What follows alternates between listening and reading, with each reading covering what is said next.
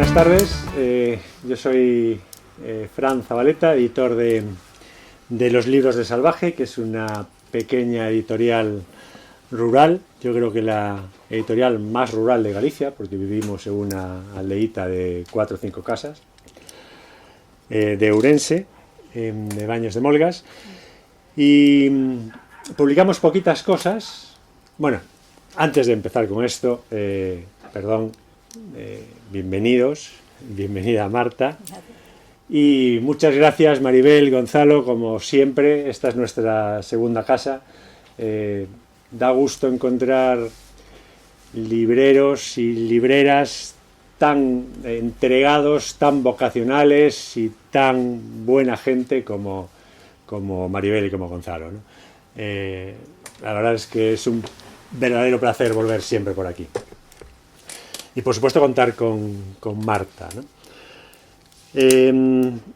Decía que somos una editorial pequeña, que publicamos poquitos libros al año, pero los seleccionamos mucho, los seleccionamos con mucho cuidado, ¿no?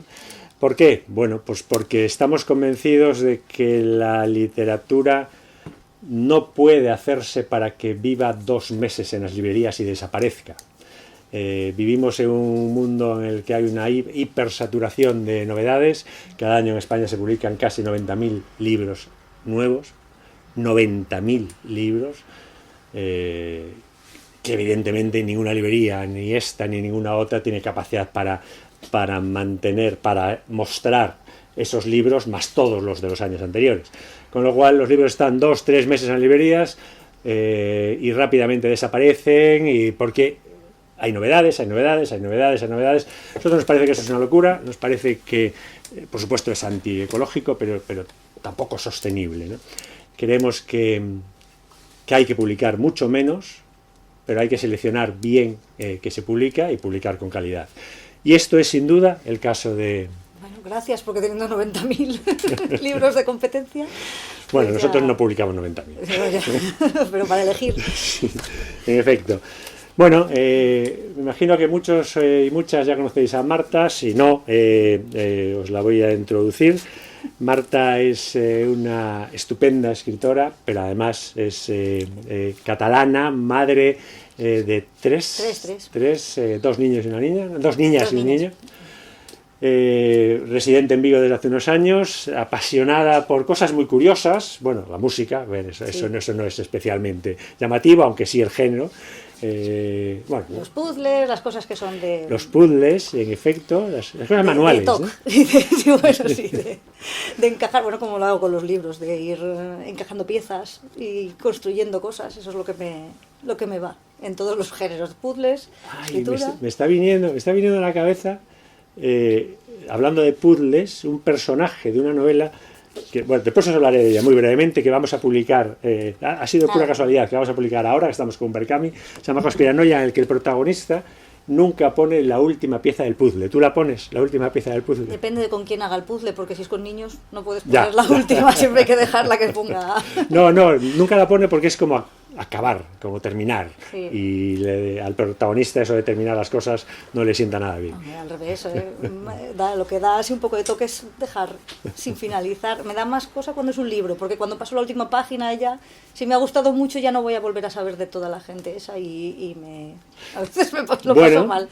En tu caso eso está solucionado. Lo de no volver a saber de esa gente, que a mí me pasa también, cuando un libro te engancha, cuando una historia te engancha, cuando te metes en la cabeza de los personajes y les coges cariño o manía, lo que sea, no volver a saber de ellos fastidia. Pero en este caso, como la serie van a ser 5 volúmenes... Bueno, si va bien y se vende y se renueva, esperemos que sí. Pero esperemos que sí, entonces sí puede seguir... Hay margen todavía para seguir encariñándose u odiando a los personajes.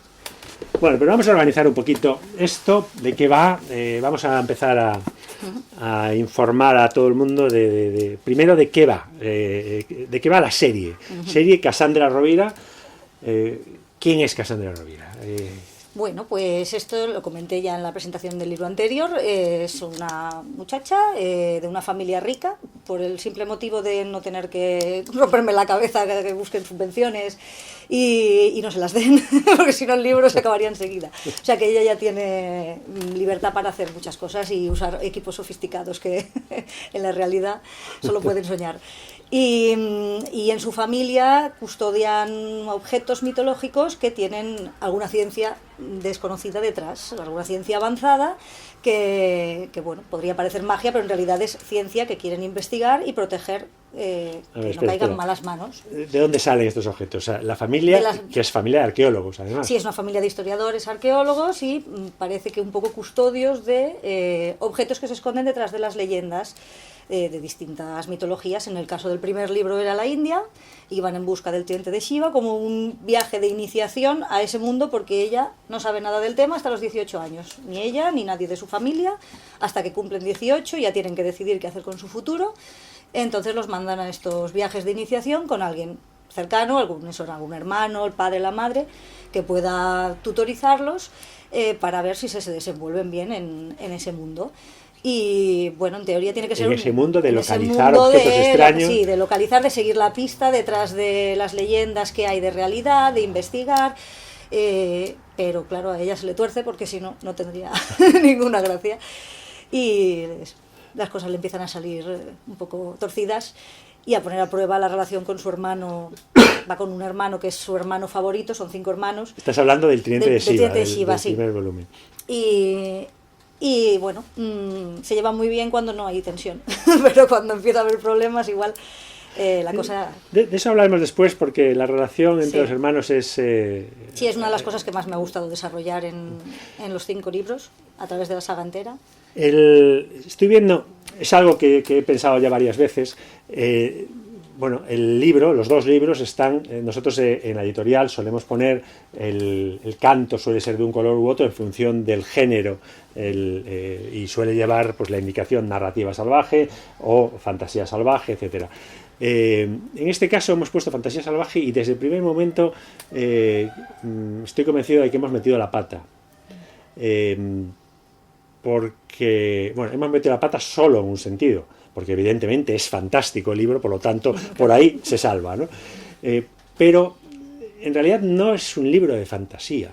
No, sería más bien ciencia ficción, porque me esmero mucho en buscar la explicación científica a todas las cosas que parecen magia en la mitología. Busco pues qué cosa científica podría encajar con este poder que supuestamente tiene este objeto.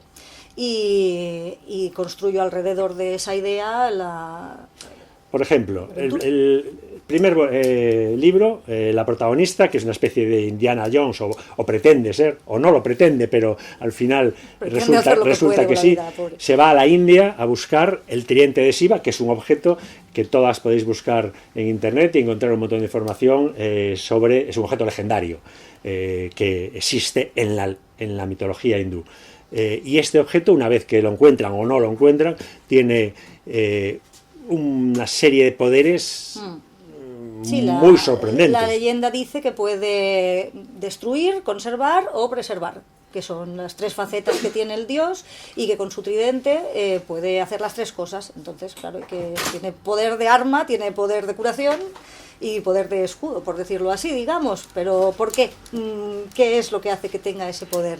¿De dónde sale? Y eso es la ciencia ficción. Esa sería la parte de ciencia ficción, claro. Que no sabemos si sería alguna civilización anterior o algún... Sí, no está basado en hechos reales, no digo que... Bueno, no está basado en hechos reales, y sí, porque ahí es uno de los elementos que quería ir, a donde quería llegar.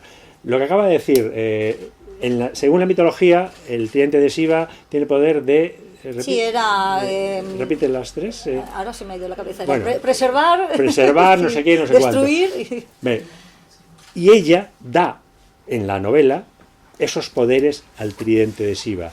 Lo que quiero decir es que hay detrás y en el segundo volumen, ahora hablaremos de él, exactamente igual, hay detrás una labor de investigación muy seria, muy interesante, y que convierte a los libros en una forma de acercar la mitología y la historia a los lectores de cualquier edad. A mí eso me parece uno de los elementos, unos puntos fuertes de la novela, ¿no? Cómo relacionas la mitología, la historia, con cómo lo conviertes en aventura, cómo lo haces atractivo a través de lo que la trama, ¿no? De lo que le sucede a los personajes. En el caso de Cassandra, que es la protagonista en el primer libro, se va a la India, encuentra el tinte de Shiva, no os desvelo nada, que evidentemente lo va a encontrar. Otra cosa es cómo lo encuentra y qué pasa con él. Y lo que sufre la pobre de camino. Tanto que tiene que reponerse durante un año.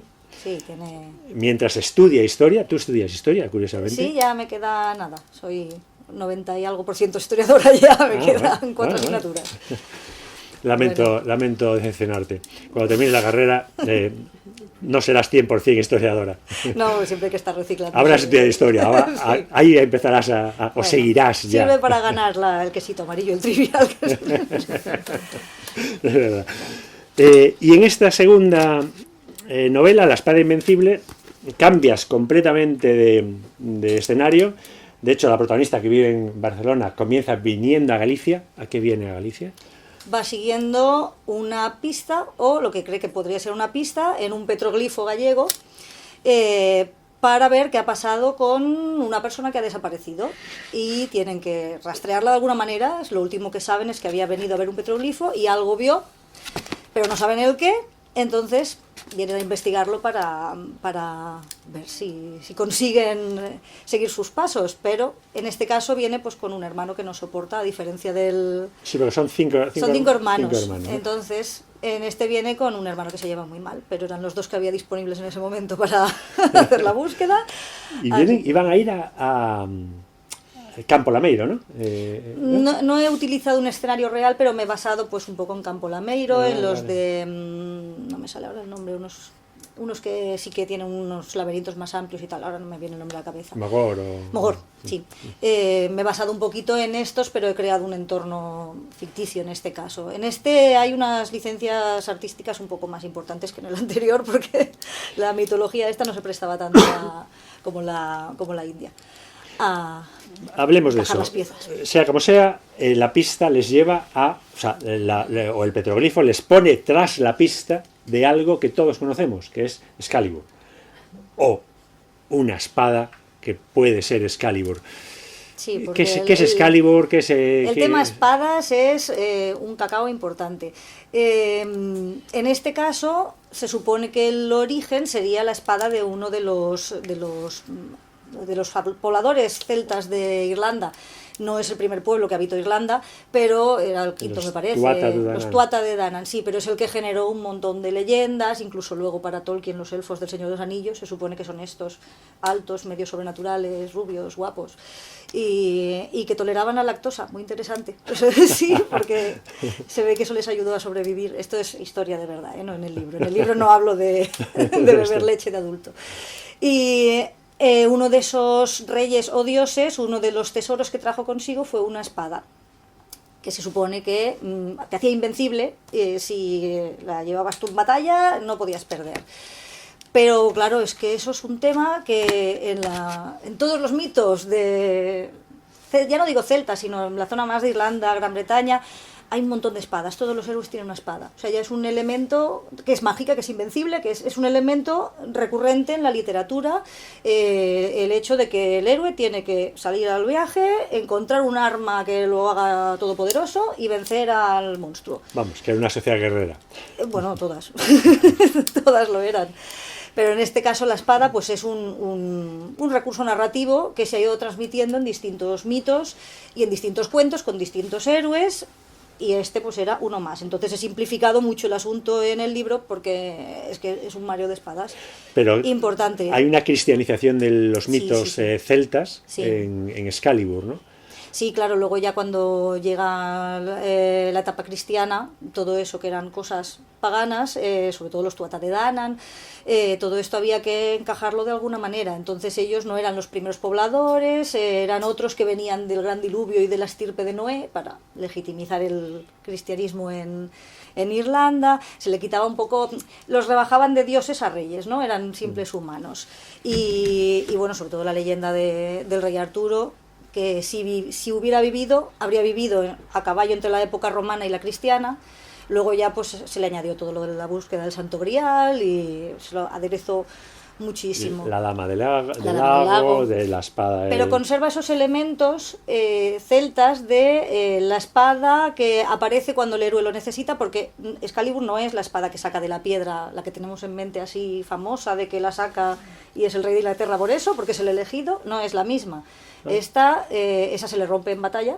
Y entonces en ese momento, Merlín, es que hay muchas espadas, ya te digo, Merlín cree que es digno de tener la verdadera, sí, la buena. La que él hace invencible, que es Excalibur, que va al lago, que sale la señora con la mano, la guardiana, y se lo da. Sale del lago porque es uno de esos sitios limítrofes entre mundos para los celtas, como son las cuevas, que es de donde proceden esos mitos de las espadas mágicas invencibles, que siempre tiene que ser en algún sitio oculto, oscuro, algo que sea limítrofe con el más allá. Pues todo este es el contexto, pero en realidad la novela es una historia de pura aventura en la que los protagonistas, por motivos o de formas que no voy a desvelar, sí. Llegan en primer lugar a Bretaña y ahí empiezan a buscar Excalibur, las pistas que les lleven a esta espada oculta. A partir de ahí ya todo se complica, pero yo quiero mencionar algunos elementos que además son reales, entre comillas.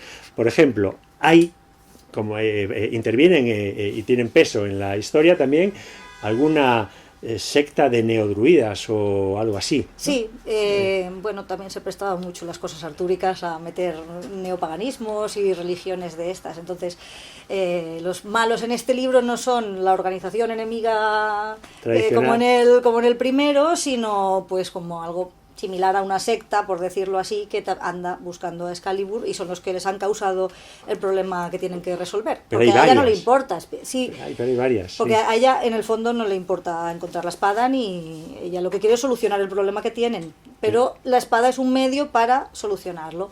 Pero se les alía una chica que forma parte de la Wicca, que es una religión neopagana, una variante de estas de ir al bosque y adorar a la diosa madre y todo esto, y que es un personaje que a mí me encanta. Sí, está muy bien retratado, además, muy bien reflejado. Una chica jovencita, pero con las cosas claras, que me gusta mucho. De eso hablaremos después, de cómo tratan a los personajes, que me encanta.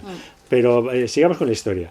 Bueno, empiezan a pasar cosas y va a haber que localizar dónde puede estar esa espada. Entonces hay varios intentos a través de lo que tú nombras en la novela como líneas guía. Las líneas ley, que salen Perdón, mucho, líneas ley. Sí. A mí la línea ley, que había oído el concepto, me retrotrae al mito del Camino de Santiago, a la línea que une puntos de especialmente energéticos, no sé cómo llamarlos, o especialmente sagrados para según qué religiones, que mantienen una misma línea a lo largo de un paralelo, de un... Sí, bueno, lo que llaman las líneas telúricas, estas supuestas venas de energía de la Tierra. Si habéis visto algún programa de estos tipo alienígenas o estos así que se les va un poco la pinza, estos hablan mucho de eso, de las líneas ley, de tal, que tiene una explicación. Eso no lo digo en el libro, pero hubo no sé si fue en los 60, un proyecto llamado Proyecto Dragón, si no recuerdo mal, no sé si te suena, que investigaron ciertos sitios que se supone que están construidos sobre estas venas de energía de la Tierra, a ver si realmente, científicamente, pasaba algo allí. Y sí, había pues anomalías magnéticas y tal, pero pues, por composición del terreno o por cualquier cosa. O sea, tenía explicación, pero sí que realmente había algo diferente en ese punto a el entorno. Entonces, pues debían ya de alguna manera notar que ese sitio era especial por algo, aunque no fuera ello, que fueran, yo qué sé, los animales que se vuelven locos ahí, cosas que te hacen pensar, este sitio tiene algo especial. Y luego aparte son sitios que tienen en común, en el caso de la gran línea esta sagrada, que es la que está todo, une puntos dedicados a San Miguel. Además, San Miguel es una figura muy importante en el libro, que es un arcángel, el arcángel, ¿no? San Miguel, pero bueno, es importante porque le han puesto su nombre a todo lo que hay en el recorrido, más que porque él haga nada. Hasta una cerveza, vamos, ¿no?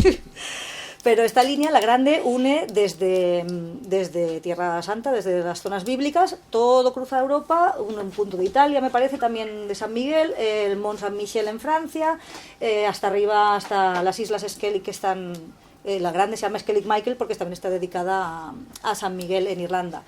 O sea que hace toda una diagonal así y son todos montículos y todos están dedicados a San Miguel, pero como una forma de cristianización de sitios que ya eran sitios de las culturas locales, venerados no solo los celtas, ¿no? Porque también hablo de Belenos, que era de la zona de la Galia. Sí. Entonces eran sitios ya con una carga religiosa que, claro, al cristianizar pues cogieron y pusieron al jefe de los ejércitos, que es San Miguel, y ala. Y por eso la espada también. Claro, o sea, se lleva espada porque es el líder del ejército celestial. Entonces todo punto alto normalmente ya tenía algún culto pagano, y como tenía un culto pagano, pues ahí le va San Miguel a... Bueno, ya sabéis, uno de los puntos clave de la novela es Mont Saint-Michel. Sí. Donde además... Está feo que lo diga, pero qué capitulazo. Bueno, es verdad, aparte no hay problema porque sale en la portada, o sea que eso ya está desvelado desde el principio. Sí, capitulazos en plural, que jolín. Pero sí, la verdad es que es ya no solo pura tensión y pura adrenalina, sino interesantísimo todo lo que cuenta sobre Mont Saint-Michel, que algunos conoceréis, otros no, pero todos lo tenéis en la cabeza, ¿no? Por lo menos la imagen icónica de una planicie inmensa con la montaña loca en el medio, ¿no? Sí. Bueno, todo lo que pasa ahí y lo que pasa después es... a mí me hizo ver de otra forma el Mont Saint-Michel y conocer bastante más de todo lo que ronda, ¿no? Alrededor de este lugar, que eso es una de las grandes ventajas para mí de este tipo de literatura de aventuras, pero a diferencia de la más común, no es solo para literatura de usar y tirar, la leo y fuera, al contrario, lo bueno y uno de los elementos fuertes de esta serie, y una de las razones por las que decidimos publicarlo, es que son libros entretenidos, muy amenos, muy fundamentados, y que además despiertan la curiosidad. Despiertan la curiosidad, en este caso, por investigar sobre... O sea, la curiosidad en general por la mitología, por la historia, y según el libro, un tema u otro, ¿no? Eso a mí me parece extraordinario en toda la serie y en los que he leído de la serie. Pero no solo eso. Vamos a entrar en los personajes. Cassandra, o sea, 5 hermanos. Hasta ahora conocemos en el primer y segundo libro con un poco más de detalle a 3, a 2 hermanos y a Cassandra. A los demás solo mencionarlos un poquito. ¿Cómo estableces tú estas dinámicas familiares? Porque un elemento clave para mí es que son personajes reales. Y las relaciones familiares que se establecen también son muy reales. Cuéntanos un poquito. Porque todos tenemos familia y sabemos lo que es. Ya, pero Indiana Jones no, solo tiene padre. No, pero bueno, tampoco tengo una familia súper extensa, no tengo 5 hermanos, pero sí, tengo 3 hijos y también las veo pelearse entre ellos.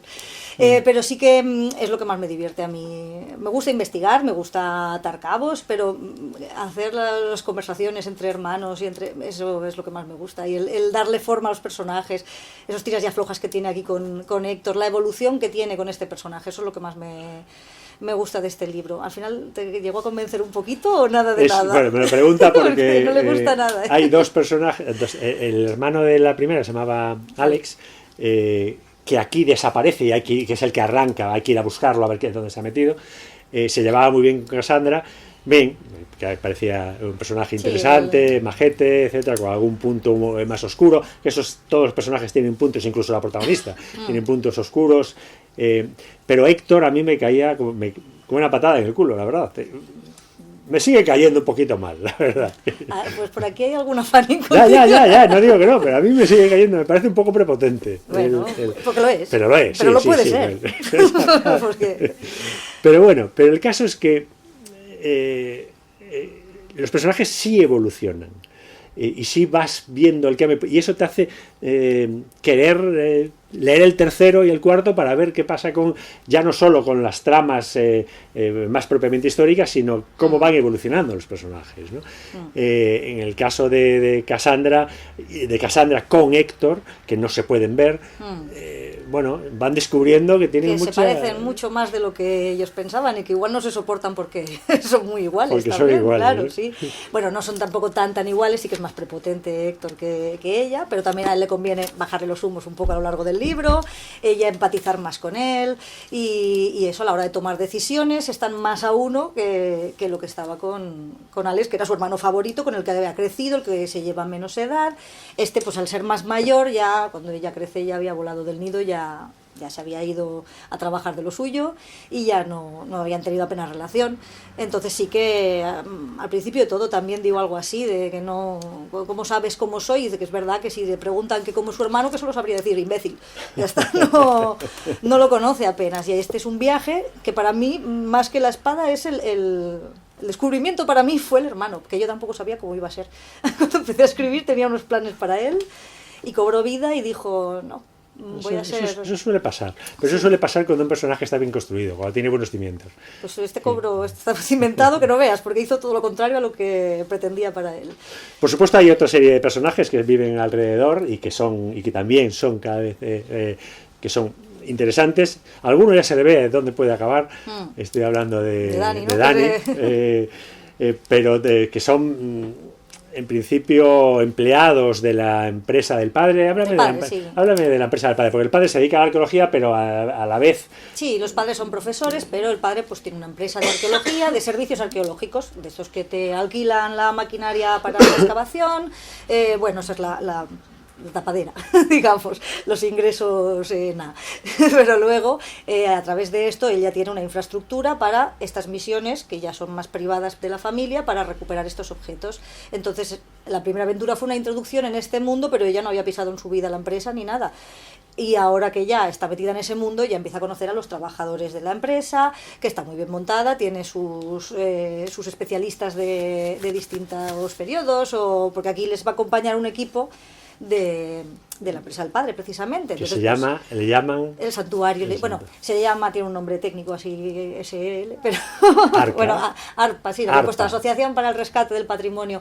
Pero como el padre es muy teatrero, pues le gusta llamarlo el santuario. Entonces ya le siguen el rollo todos porque es el jefe y hay que seguirle el rollo. Incluso ellos. Entonces, pues del santuario viene un informático, viene un experto en paleografía para ayudarles con los temas de traducir un libro que va a caer en sus manos. Y ya, pues a mí me gusta más cuando es un equipo así ya cerrado, que cada uno tiene su papel claro, que no es tan a la aventura y tan como le pilló en la India, que la pobre iba, que no sabía qué hacer ni... Tenía que ir aprendiendo. Sí. Entonces aquí cada uno tiene ya su rol, con lo cual puedes montar pues escenas como la del Mont Saint-Michel, organizadas, que eso que le da mucho juego. La haces creíble, pero es bastante increíble. Pero arrea lo que pasa ahí, vamos. Sí, es bastante... Si tenéis vértigo, no leáis ese capítulo. Sí. Pero Cassandra es, además, una chica de 18 años. 19 en esta. En este 19. En este 19. Y es una chica de 19 años con todas sus contradicciones y todos sus problemas. Y sus hormonas. Porque... Y esto es una cosa buena, que se vea, que se note, y en este caso se enamora también, ya le vale. Pero también tiene que escarmentar con amores tóxicos, claro. Tiene aquí rollito con el que no debe, con el enemigo, que es ¿cómo se llama ahora esto que está muy de moda? Un enemies to lovers, o algo así se llama, de enemigos a amantes. Pero bueno, también se conoce más el personaje de Sam en este libro que en el del tridente de Shiva, que también aparecía, pero no se sabía, era un misterio casi todo el libro, por no decir... A mí me cae mejor que Héctor. ¿Ah, sí? Sí. Bueno. Ya te aviso. Pues... O sea que trátalo bien en el siguiente. No te queda... Igual no me publicas cuando llegues un poco más lejos. Bueno, ya puedes ver que mis planes Sí. igual no siguen los tuyos.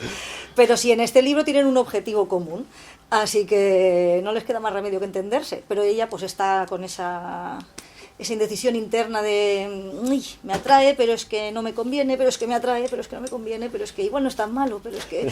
Y tampoco le mareo mucho, ¿eh? O sea, no os voy a tener todo el libro pendiente de sus amoríos, lo combino con la acción también. Pues ese es otro de los elementos clave.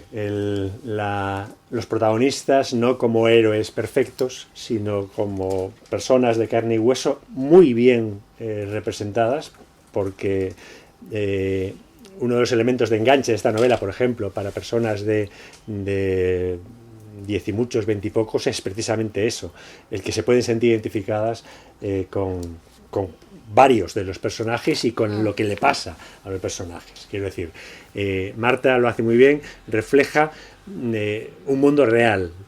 Sí, y lo mezcla sí. Con lo que a todos nos gustaría nos ha gustado o nos gustaría en algún momento, ¿no? Pues vivir aventuras sí. De este tipo, ¿no? Por supuesto sin las consecuencias claro. Negativas. Claro, yo escribo lo que a mí me hubiera gustado leer a esas edades, pero con personajes que pueda conocer de mi barrio. Pero a esas edades, quiero decir, yo no tengo esas edades y me ha encantado. Sí, a ver, es para todos los públicos. Lo ha leído hasta de mi hecho, abuela. El otro día estaba en la feria ¿dónde estaba? Tuve una feria en Arzúa y en otra en Astrada, sí. En Arzúa vino una señora de 50 y tantos años y se llevó el cliente de SIVA. Y coincidió en la feria de Astrada la semana siguiente y venía a llevarse la espada invencible porque la había enganchado un montón el primero, ¿no? Lo cual, pues sí, es para todas las edades, sí, evidentemente, ¿no? Sí.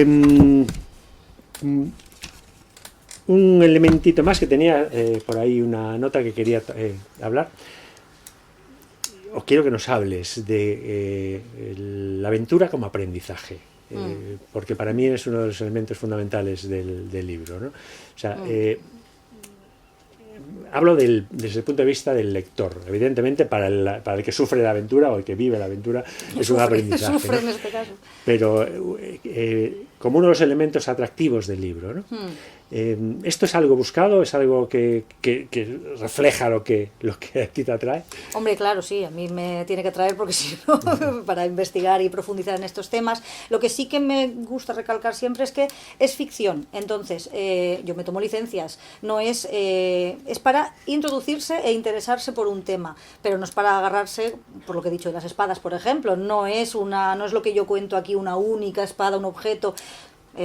Tiene todo un folclore detrás. Entonces la ficción tiene que introducirte en ese mundo para que luego, si te interesa, amplíes. Y sí, claro, o sea, hay temas que igual ni se nos ocurre o no hubiéramos dado con ellos, como esto del proyecto Dragón, de buscar científicamente estos sitios. Entonces, que bueno, repito, eso no lo digo aquí, pero en el libro, pero sí que hay cosas de las que hablo que pueden despertar curiosidad y pues ahora voy a internet a buscar de qué está hablando o lo que sea y descubrir algo que no... Bueno, a mí me ha pasado de joven así con libros que he leído que no sabía nada de la temática y de repente abrirme un mundo y que no era lo que dice en el libro, pero lo suficiente como para que te enganches, sí. Sí, pasa... un poco igual que con los juegos de rol, no sé si sois aficionados o no, pero los juegos de rol a ciertas edades despiertan el gusto, el deseo de aprender sobre el mundo en el que se desarrolla el juego, que puede ser la Edad Media o puede ser cualquier otro, ¿no? Pues con esto pasa un poco igual. A mí me despierta las ganas de querer saber más, ¿no? Y eso en un libro me parece fundamental. Hace que sea un libro que sea entretenido, que me lo haga pasar bien, que me permita empatizar con los personajes y que además me despierte la curiosidad, pues es un pedazo de libro, en efecto, ¿no? Gracias. ¿Qué va a pasar con Cassandra después de la espada invencible? Pues después de aquí se va a ir a China. porque le toca el viaje a la hermana pequeña. Y se va acompañando a la hermana pequeña. Se va con, es que en que es la última ya, ¿no? Sí, ella es la cuarta, la sí. quinta es la Sofía, se llama, Sofía. Que me cae muy bien, es muy maja, muy simpática. Y se va a ir con ella a China. Y como siempre, pues no va a salir bien. Desde que fue ella a la India, nada. ¿Se puede saber qué va a buscar o no? Después de que a ella le pase en la India tantas cosas, el padre no quiere ya hacer esta clase de expediciones y poner a los hijos en riesgo y tal. Entonces, él también va a ir con ellas a China. Porque ha acordado con el gobierno chino que van a participar como espectadores, no tanto como ellos en sí, en la apertura del templo del primer emperador, del templo, la tumba. El de los soldados, El de los guerreros de terracota. El de los guerreros de terracota, sí, ¿no? porque a día de hoy sigue cerrado porque tiene unos niveles de mercurio alarmantes y no lo quieren abrir. Se ve que no hay ninguna generación que quiera ser la que le toque abrir, porque consideran que no tienen tecnología ahora mismo para abrirlo con seguridad y porque esperan que dentro haya una maravilla de tesoros, de árboles de jade, de tal, pero es que hay ríos de mercurio y el análisis del terreno ha demostrado que efectivamente hay un nivel muy alto. Entonces es un poco venenoso ahora mismo meterse en esa tumba. Y en el libro parto de que, bueno, entre las autoridades chinas y los medios que tienen ellos y tal, han conseguido pues rebajar los niveles para poder entrar con seguridad y que ellas pues participen de eso, ¿no? Pero como espectadoras. Pero claro. No va a ser así. No me digáis que no tiene buena pinta, ¿no? Pero a mí el que más me gusta es el 4, que ese es un crucero. Después se van a... Después va a ser un crucero por Grecia, porque yo ya tenía que parar en Grecia de alguna manera. Bueno, porque por cierto, para los que no lo sepan, Marta tiene un blog que se titula Por la Grecia de Zeus. De divulgación, de mitología griega. O sea, que la mitología ya viene de atrás. Y de pequeña ya me gustaba, sí. Y sigo teniendo todavía trato con mi profesora de clásicas y de mitología del instituto. Que, bueno, hizo un buen trabajo, está claro. Hombre, sí, ella me dice que está orgullosa y yo no puedo sentir más orgullo de caerle bien a la profe favorita. Y entonces el cuarto ya tenían que... No podía posponerlo más, tenían que parar en Grecia. ¿Y después de Grecia, el último? Ese va a ser por el norte de África, partiendo de Egipto. Voy a hacer primero una pequeña ruta por Egipto y luego se van por el norte, pero ese está todavía en proceso. ¿Están escritos los 4 primeros? Sí, los 4 están completos y el quinto pues tendré un tercio, más o menos. Pero bueno, cuando tú me digas que me ponga, yo me pongo. Vale, publica el tercero y el cuarto. Tengo un poco de margen aún, ¿no? Con los otros dos. Queda un poquito de margen. Pues no sé si tenéis alguna curiosidad más, si tenéis alguna pregunta que hacerle a Marta, porque la tenéis aquí, para lo que queráis. A mí me ha parecido una conversación interesantísima. No sé, ¿alguien quiere...? O lo hablamos a la puerta del cole, con la mayoría de los que estamos aquí. Bueno, en cualquier caso, la vais a tener ahora para firmar algún ejemplar, si queréis. Pero yo creo que se merece un aplauso, ¿no?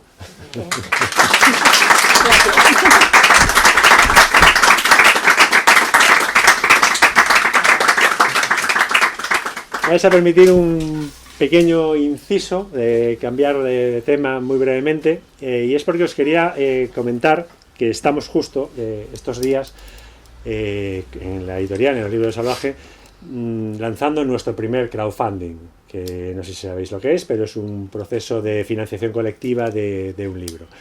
El crowdfunding es de un libro que se llama Conspiranoia, tenéis aquí unas tarjetitas, después podéis verlo. Es un libro que nos parece extraordinariamente bueno y necesario. Es una novela contemporánea, ambientada en una macrourbanización de estas que quedaron abandonadas por la crisis, tipo Seseña, cerca de Madrid, de miles de casas en las que vive gente y de repente ahí empieza a aparecer una comunidad y empiezan a organizarse como comunidad y empiezan a hacerlo tan bien que el ayuntamiento empieza a ponerse nervioso y quiere detenerlos. Bueno, y a partir de ahí empieza un proceso de rebelión contra el sistema que termina haciéndose general y tremendo lo que pasa en la novela. Es una novela que engancha desde el primer momento, protagonizada por una serie de personajes entrañables, uno de ellos pues desahuciado y al borde de la muerte por un cáncer, pero pero que aporta muchísimo y es un personaje muy, muy carismático. Otro que se convierte en el héroe involuntario, que es un traficante de, bueno, no traficante de drogas, que vende hachís a los para sobrevivir, pero que termina convirtiéndose en el líder carismático que lleva a su pesar. Bueno, no quiero desvelaros más, pero es realmente un texto poderoso por lo que consigue plasmar, por lo que entretiene, por lo que divierte y por la esperanza que da. Si queréis contribuir con el Berkami, queríamos que fuera un Berkami, un crowdfunding, precisamente porque habla de comunidad y queríamos que el libro pues bueno, aparte de que evidentemente nos supone un alivio económico para la editorial, que somos muy pequeñitos, pero creemos que un libro como este tiene que estar apoyado por una comunidad, ¿no? Porque habla de eso, del valor de la comunidad cuando se organiza y cuando se organiza de forma horizontal, ¿no? Bueno, aquí lo tenéis, si os apetece tenéis un QR para entrar, echarle un vistazo y si os animáis, pues colaborar, que aún le quedan 18-20 días y la verdad es que lo necesitamos, que está muy flojita la cosa. Vale, pues nada, Marta, gracias otra vez y cuando quieras te pones a firmar.